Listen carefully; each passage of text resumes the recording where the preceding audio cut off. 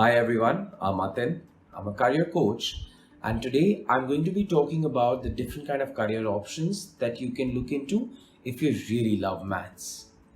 So what do I mean when I say you really love maths? What I essentially mean is you really enjoy solving puzzles, you really like logical reasoning, you really like doing riddles or the sudoku, anything and everything that's associated with number crunching or numbers.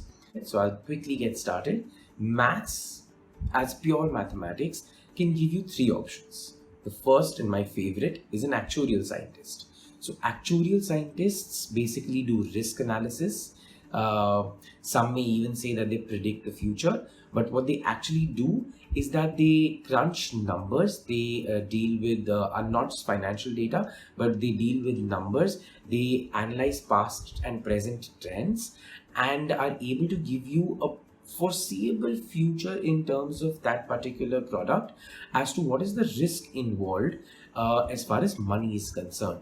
So people who are older in the age, their insurance premium will be higher as compared to younger people who are not prone to diseases. Why is that so? You can look it up. Right, so actuarial scientists basically deal with risk assessment. And moving on to my second career option, a statistician. They're similar to actuarial scientists. They also study past and present trends to be able to give you an accurate conclusion. But their realm is not restricted just to risk analysis. The third option is basically somebody who also deals with numbers, but so Aryabhatta or Ramanujan, right? We generalize them as mathematicians, but these are the people who are doing actual scientific research in maths. So there are colleges that help you do this, like IISc Bangalore or in Indian Mathematical Institute in Chennai.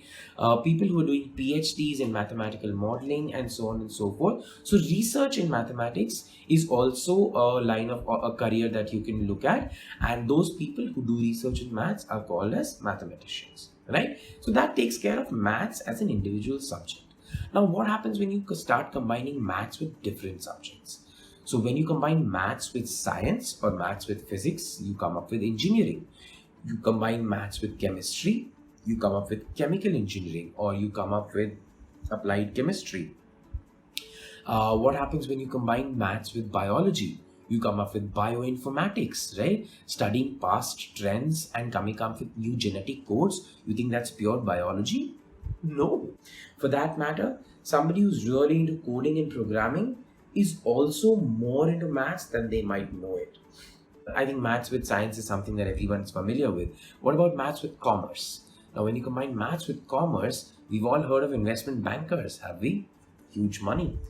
Investment bankers, or then there are people called financial consultants. They're all dealing with commerce or businesses and money, and they all obviously since they're dealing with money, since they're dealing with trends, where to invest your money, how to invest your money, when to withdraw, when to keep it for a longer time. All of that comes under mathematics when you combine it with commerce. There's also another segment where you can which you call as operations research analyst. Supply chain management industry. Where do you store your products? How do you transport your products? So basically, utilization of resources in the most efficient manner using mathematical models is what is known as operations research. And people who deal with this field are called operations research analysts. Right? Again, these careers heard of. What happens when you combine maths with humanities? Can you tell me? Maths with humanities, the most common thing is economics. Economics is basically using statistical models combined with socio-political scenarios of the past, of the present, so as to come up with new so as to come up with new models. Your GDPs, your country's economic growth. We've all heard that during this corona crisis, economies are falling and GDPs are falling. What do we mean by that? All right, economy is also something that you've heard of. But what about what happens when you club it up with political science? Political analyst. So they've been studying trends of the past, studying reactions of the people in the present to be able to understand and give those people what they want in terms of politics. So, political analysts. What happens when you combine mathematics with psychology? Psychometricians are the people who quantify the series of questions based on which you can easily identify what is a person's IQ, what is a person's aptitude, what is the person's compatibility, and so on and so forth.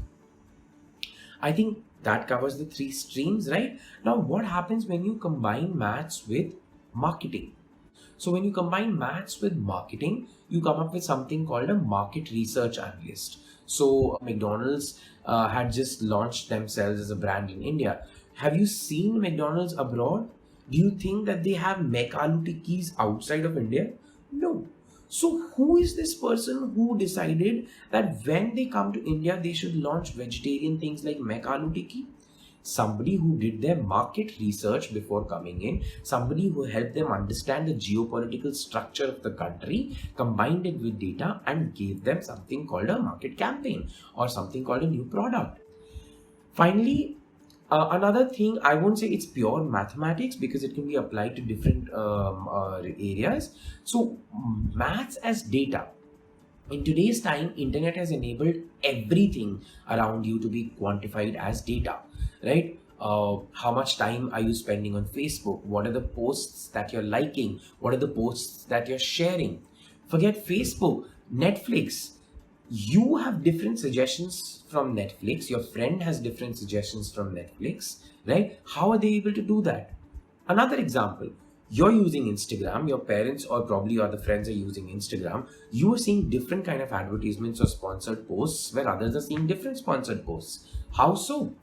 Everything, what is your search history, what is your viewing history, what is your sharing history, everything is being noted as data, and that data is being crunched and analyzed for you so that you as a customer can be given the or delivered the best possible customer experience, right? So this whole field of data is broadly termed as big data or data sciences. So whether it's a data scientist or a big data scientist or a data analyst or a business analyst, they're able to quantify those numbers and able to give their customers their best possible user experience, right? I'm sure there are other fields that I may have left out due to the constraint of time. But for now, I've taken care of the basic careers that are associated if you're really into mathematics as a subject, and the same can be explored. For any further questions, I'm always open. Have a nice day. Bye bye.